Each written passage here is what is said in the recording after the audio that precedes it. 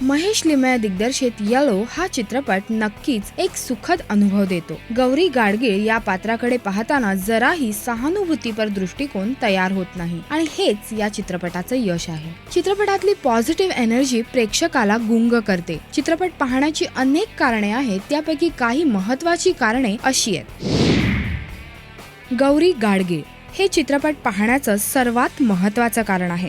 गौरीच्या आयुष्याची ही कहाणी गौरी पुन्हा एकदा पडद्यावर रेखाटताना अभिनयाचं नवं कौशल्य अगदी मस्त दाखवते। एक खेळकर आणि विनोदी वृत्तीची गौरी संपूर्ण चित्रपटात आपल्याला नेहमी हसत ठेवते।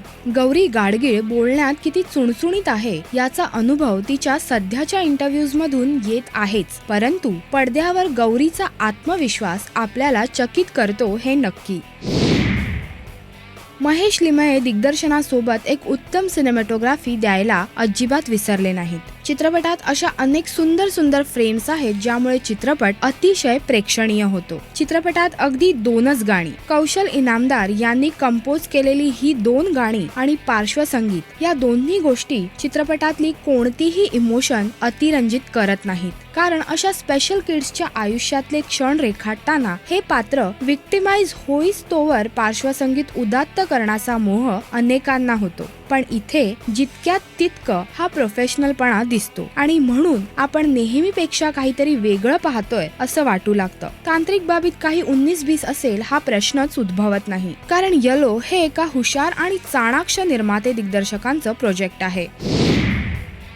चित्रपटाची कथा सत्य घटनेवर आधारित असल्यामुळे चित्रपटात कुठेही टिपिकल इमोशनल ड्रामा अजिबात नाहीये। खऱ्या आयुष्यात आपण जनरली जितके रिॲक्ट होतो तितकाच खरेपणा इथे दिसतो, त्यामुळे आपण कथानकाला रिलेट होऊ शकतो। गौरीच्या डाऊन सिंड्रोम या गोष्टीवरचं दुःख अतिरंजित करण्यापेक्षा त्यावरचं सोल्युशन अधिक व्यापक वाटतं। स्पेशल मुलांवरचा तारे जमीन पर हा चित्रपट पाहताना कसं गहिवरून येतं किंवा कुठेतरी ईशान अवस्थेबद्दल सहानुभूती आणि नंतर कौतुक या भावना जशा एकवटतात तसं इथे होत नाही। किंबहुना आपण गौरीकडून खूप काही शिकतोय असं वाटू लागतं। गौरी एक इन्स्पिरेशन म्हणून संपूर्ण चित्रपटावर आणि अपॅरेंटली आपल्या मनावर राज्य करते।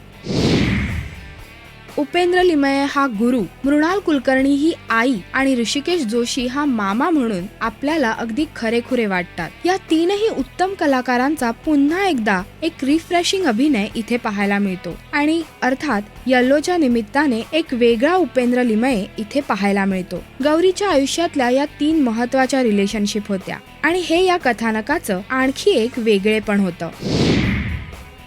4 लोक काय बोलतील हा अतिरंजित झालेला प्रश्न खरा किती छोटा आहे आणि किती अनावश्यक आहे हे या चित्रपटातून कळतं। आपण आपल्यासारखी लोक शोधतो आणि सुखी राहतो हेही तितकंच खरं, आणि आपलं पॅशन हे आपल्याला जगायला शिकवतं हेही तितकंच खरं, आणि हे 2 महत्त्वाचे सल्ले हा चित्रपट देतो। चित्रपटच काय, पण चित्रपटाच्या प्रमोशन मध्ये असलेलं पॅशनही तुम्हाला हेच सांगतं की शेवटी आपला आनंद आपण मिळवायचा असतो। उत्तम टीमवर्क काय असतं हे पाहायचं असेल तर येलो नक्की पहा। काही आउट ऑफ द बॉक्स कथानक नक्की नाहीये, पण ते खरं आहे आणि म्हणून ते इन्स्पायर करतं। हा असा एक्सपिरियन्स हवा असेल तर हा चित्रपट नक्की पहा। मी या चित्रपटाला देते 3.5 स्टार्स।